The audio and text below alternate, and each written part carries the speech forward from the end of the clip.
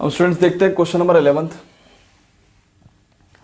Question number 11 कह रहा है कि let A and B B sets, ठीक है ना, दो सेट हैं। कह रहा है if A intersection x equal to B intersection x equal to 5 and A union x equal to B union x for some set x show that A is equal to B. और इसमें कुछ hint भी दिया हुआ है ना, तो अभी हिंट की बात नहीं करते हैं, बात करते हैं कि ए इक्वल टू बी दिखाने के लिए हमें दो ही चीज़ दिखानी है। क्या? कि A is the subset of B and B is the subset of A. दो चीज़ दिखानी है, तो इस चीज़ को शो करते हैं पहले। तो let x belongs to A, ठीक है ना।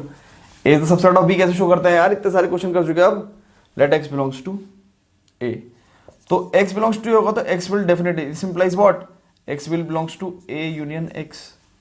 x कुछ भी सेट है, a यूनियन x से तो बिलोंग करेगा ही ना, और a यूनियन x से बिलोंग करेगा तो definitely a union x is equal to b union x, तो x will belongs to b union x।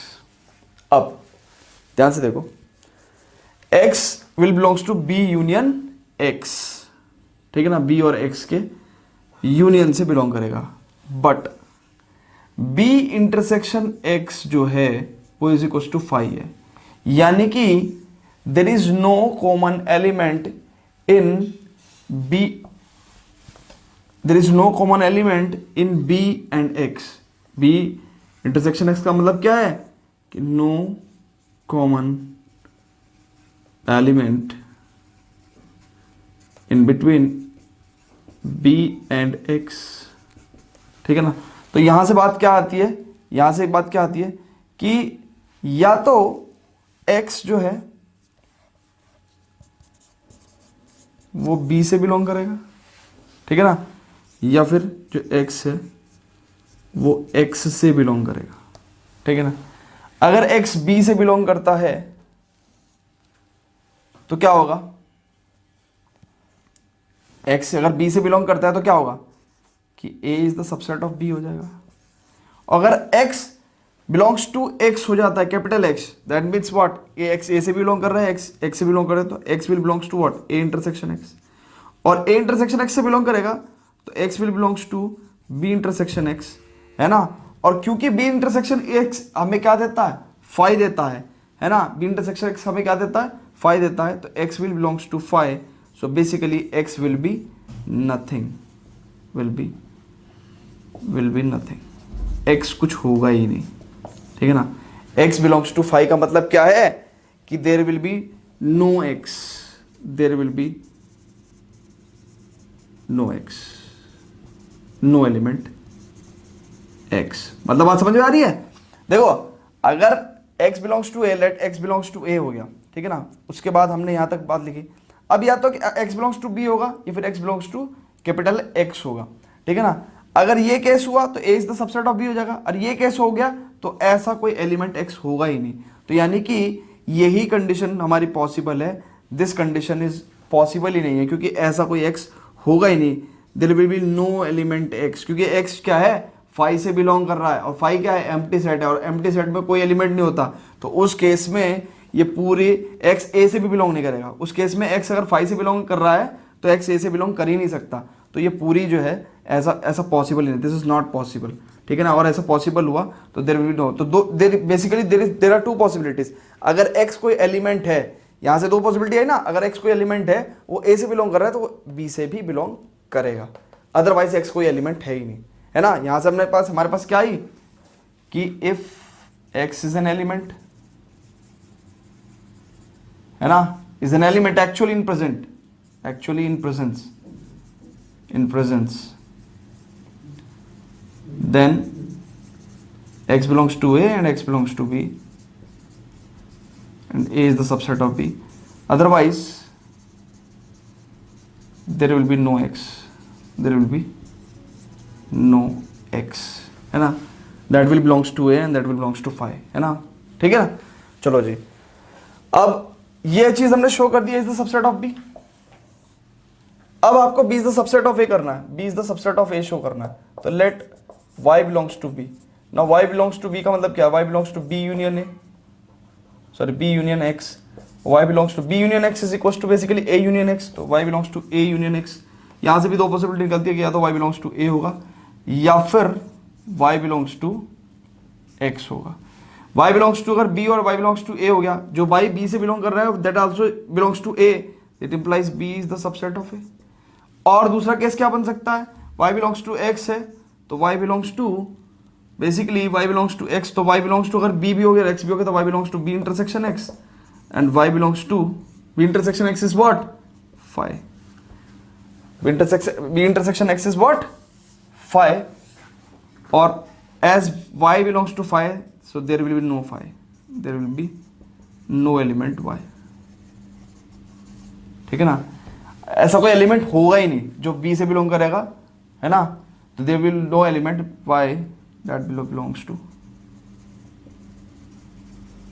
to b, ठीक है ना। तो ये अगर एलिमेंट y b से बिलोंग करेगा तो वो a से बिलोंग करेगा, अदरवाइज कोई एलिमेंट होगा ही नहीं b में y, तो it implies what, b is the subset of a, तो a is the subset of b, b is the subset of a, then from both two statements, from statement, let's say this is one statement, this is statement 2, so from both statement, from statement 1 and 2 we have got a is equals to b, ठीक है ना, from statement 1 and 2 we got a is equals to b। बढ़ते अपने next question पर, that is 12th question. Before that students pause a video, note it down.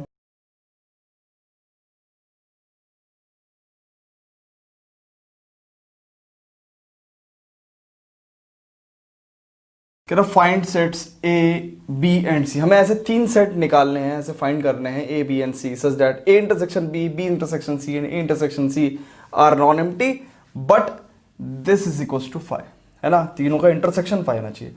तो हमें इसमें थोड़ी सी कलाकारी दिखानी है कि हमें ऐसे करना है कि A intersection B, B intersection C और इंटरसेक्शन सी में कुछ ना कुछ तो एलिमेंट्स हों, बट अगर तीनों का इंटरसेक्शन लें तो उसके अंदर कोई एलिमेंट ना हो। तो let's say A equal to हमने क्या लिया 1 2, बी हमने क्या ले लिया 2 3, और सी हमने क्या ले लिया, सी हमने क्या ले लिया 1 3, ठीक है।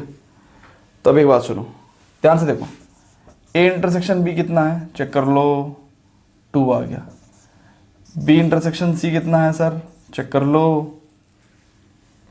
3 आ गया, और ए इंटरसेक्शन सी कितना है, चेक कर लो 1।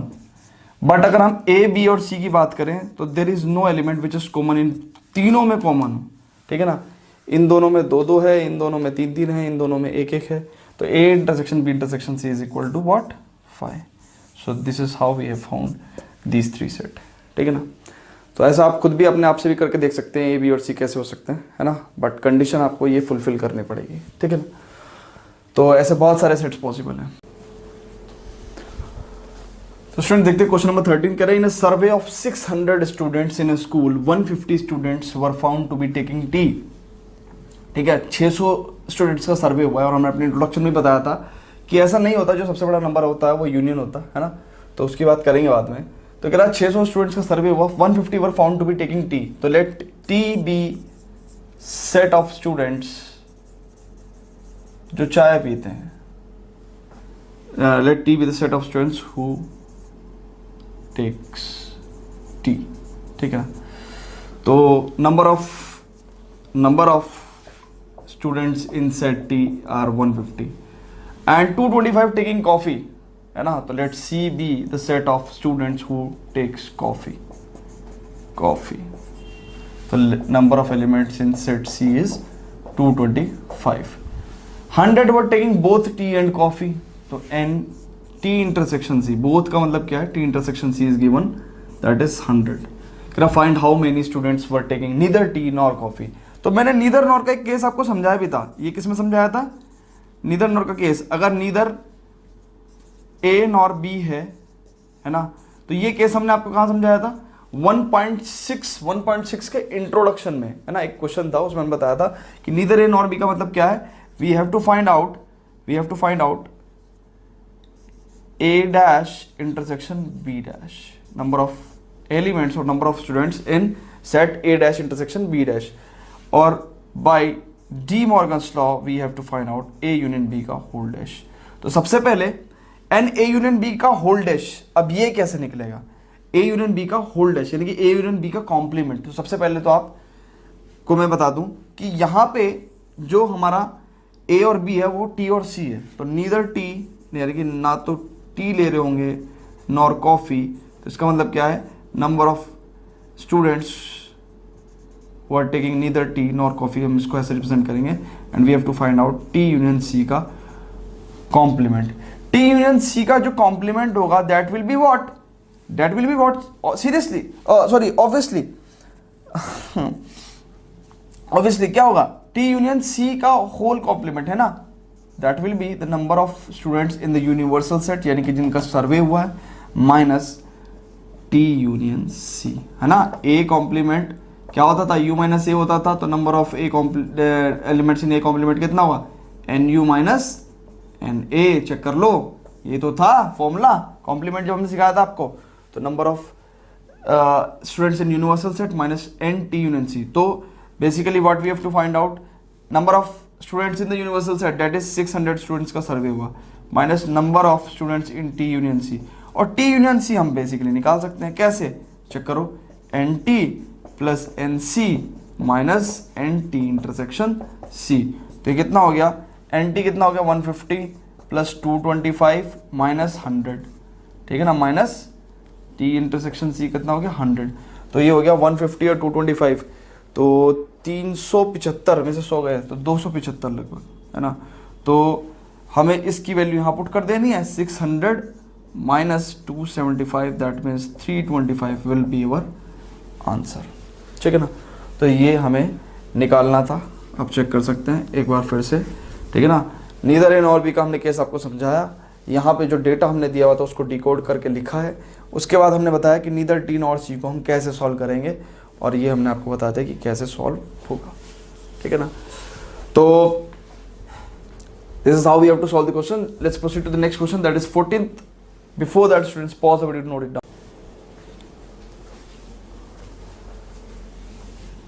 अब क्वेश्चन नंबर 14 देखते हैं, कह रहे हैं in a group of students 100 students know Hindi, तो let H be the set of students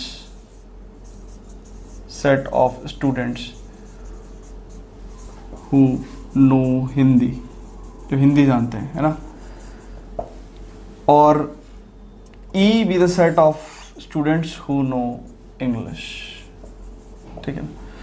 तो नंबर ऑफ एलिमेंट्स इन या number of students in set H is 100 and number of students in set E is 50, ठीक है ना, and number of students in H intersection E is equals to 25।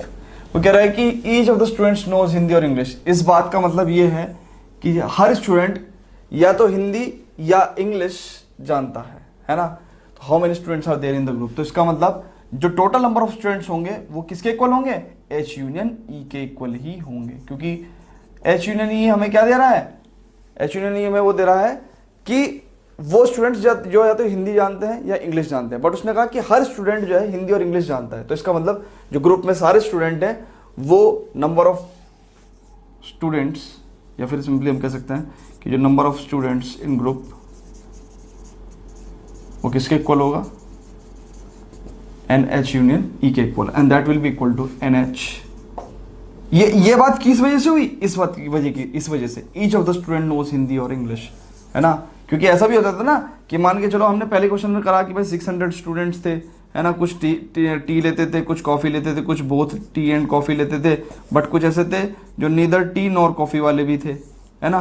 But यहाँ पे उसने क्या कहा कि भाई नहीं, ग्रुप में जितने भी स्टूडेंट्स हैं वो हिंदी और इंग्लिश जानते हैं, यानी कि नीदर हिंदी नॉर इंग्लिश वाला केस ही नहीं होगा, तो इसलिए वो जो एग्जॉस्टिव केस हो गया H यूनियन E, वही हमारा क्या है, number of students in the group, तो NH plus NE minus H intersection E का case, that means 100 plus 50 minus 25 that means 125, है ना। तो ये जो है वो total number of students in the group होंगे, ठीक है ना।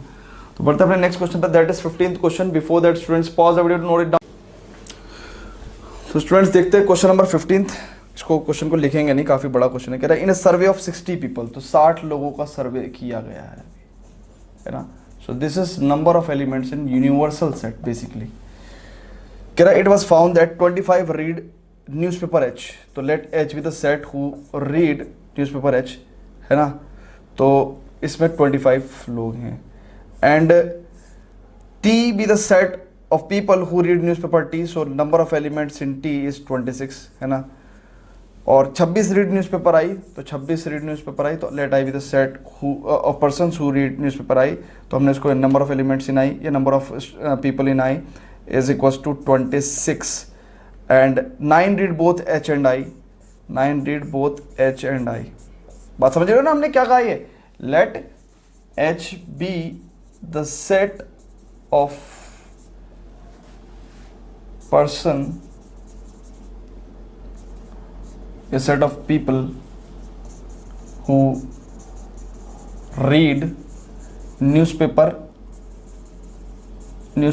H, ऐसी T be the set of people who read newspaper T and I be the set of people who read newspaper I। So H intersection I, 9 read both H and I, and 11 read both H and T, 8 read both T and I, and 3 read all 3 newspaper। ठीक है, तो H intersection T intersection I, ऐसे 3 लोग हैं। कह रहा find, अब उसने कहा find first the number of people who read at least one of the newspaper. तो यानी कि बेसिकली उसने क्या पूछा हमसे, H union T union I हमसे उसने पूछा है, and that will be equal to NH plus NT plus NI minus NH intersection T minus NH T intersection I minus NH intersection I plus NH intersection T intersection I। Basically जो formula लिखवाया था हमने 1.6 में, ठीक है। तो ये first का आंसर हो जाएगा। फर्स्ट का आंसर कितना होगा, NH union T union I is equals to NH कितना 25, 26, 26 minus 9 minus 11 minus 8 plus 3, that means ये कितना हो गया 25 3 75 2 77 और 3 80, है ना। इसको इसको इसको और इसको जब हम ऐड करेंगे तो 25 3 75 2 77 और 3 80 माइनस 11 और 9 20 और 8 28, तो यू विल गेट 10 में से 8 गए 2 और 7 में से 2 गए 5, 52, ठीक है ना। ठीक है, सेकंड पार्ट देखते हैं। कह रहा कि the number of people who read exactly one newspaper, तो number of people who read exactly one newspaper. अब ये पार्ट बहुत अच्छा है इसका। ये पार्ट क्यों अच्छा है, देखो जी, ये पार्ट इसलिए अच्छा है क्योंकि इस तरह के क्वेश्चन को हम वेन डायग्राम से सॉल्व करते हैं, है ना, क्योंकि इसके लिए हमारे पास ऐसा सच फॉर्मूला तो है नहीं। तो वेन डायग्राम बनाते हैं जी, ध्यान से देखना, बहुत ध्यान से देखना जी। कुछ इस तरह की सिचुएशन बनी है, let this be H, this be T and this be I, है ना, ये I है, थोड़ा सा इसके अंदर ही कंसिडर कर लेना, ठीक है ना। दे H, ये T, ये I। H के अंदर टोटल कितना है 25 है, H के अंदर टोटल कितना है 25 है। तो let's say this is A B C D E F G, ठीक है ना। तो 25 किसके इक्वल है, A B D और E के इक्वल है, A plus B plus D plus E के इक्वल है। T किसके इक्वल है, B plus E plus C plus F, B plus E plus C plus F, ठीक है। अच्छा जी, और I किसके इक्वल है, D plus E plus F plus G, D plus E plus F plus G। H intersection I, H intersection I किसके equal है, D plus E के equal है, ठीक है। H intersection T, H intersection T V plus E के equal है, और T intersection I E plus F के इक्वल है, और ये E के इक्वल हो गया, H इंटरसेक्शन T इंटरसेक्शन। तो बेसिकली देखो ध्यान से, अगर हम इसका वेन डायग्राम बनाएं बिल्कुल ऐसा ही द्वारा से, ठीक है ना, this is H, this is T, this is I, H T और I। तो ये तो कितना हो गया 3 हो गया। अब देखो B प्लस E जो है, B प्लस E जो है वो 11 के इक्वल है और E कितना 3 है, तो बेसिकली B कितना आ जाएगा 8 आ जाएगा। ऐसी d प्लस ई जो है वो 9 के इक्वल है, और e कितना है हमारे पास, e 3 है ना, तो d कितना हो जाएगा, 6 के इक्वल हो जाएगा। ऐसी e प्लस एफ जो है वो 8 के इक्वल है, तो f कितना हो जाएगा हमारे पास, 5 हो जाएगा। ठीक है नहीं। अब सुनो, i के अंदर टोटल कितना था, टोटल कितना था, d plus E plus F plus G, D plus E plus F plus G, D और ई और एफ तो हमें पता ही चल गया, g कितना होगा, तो देखो 6 3 9 5 14, 14 26 में से 14 गए 12। तो अब देखो i के अंदर अगर टोटल एलिमेंट्स की बात करोगे ना आप, तो 6 3 9 5 14 और 12 26।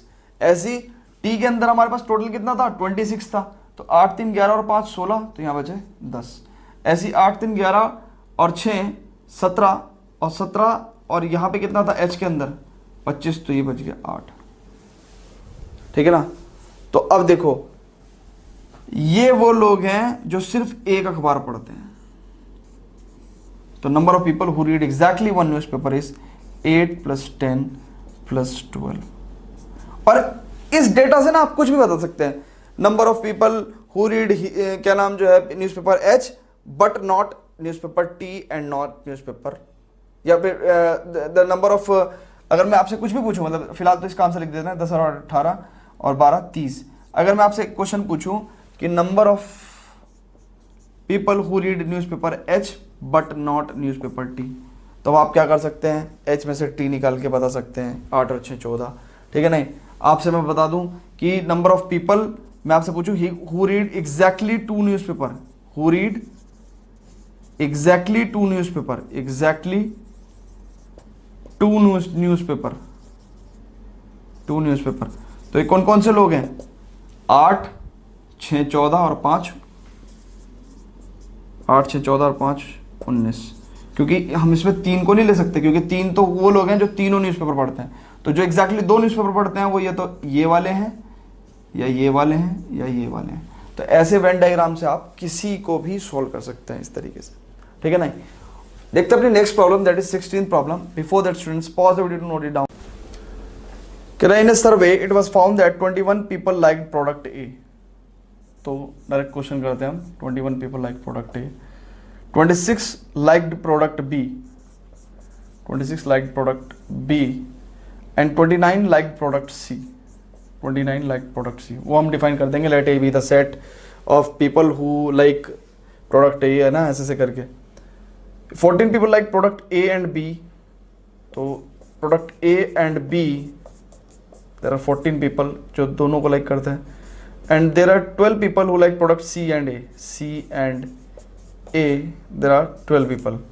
14 people like product B and C both, ठीक है ना, and 8 like all the 3 products A intersection B intersection C. This is 8। कह रहा how many like product C only, है ना, तो how many like product C only, सिर्फ C को पसंद करने वाले। तो सिंपली वेन डायग्राम का इस्तेमाल करेंगे,